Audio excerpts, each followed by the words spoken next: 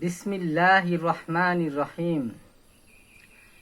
আল্লাহ রব্বুল আলামিন তার রাসূলকে জানিয়ে দিলেন, হে নবীজি, আপনি আমার বান্দাদেরকে বলে দিন যে ফজর এবং মাগরিবের নামাজের পর 19 বার বিসমিল্লাহির রহমানির রহিম পাঠ করবে, ওই বান্দাটা যদি জাহান্নামী হয়, আমি তার কপালে বিসমিল্লাহির রহমানির রহিম লিখে দেব।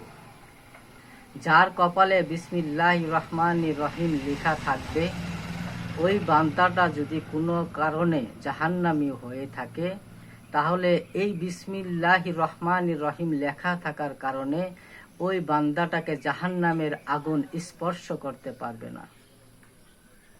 সুবহানাল্লাহ। যারা এই আমলটি করেন, আলহামদুলিল্লাহ। আর যারা করেন না, এখন থেকেই নামাজ শুরু করুন এবং আমলটি শুরু করুন। হতে পারে আল্লাহ আমাদেরকে দয়া করবে। আমিন।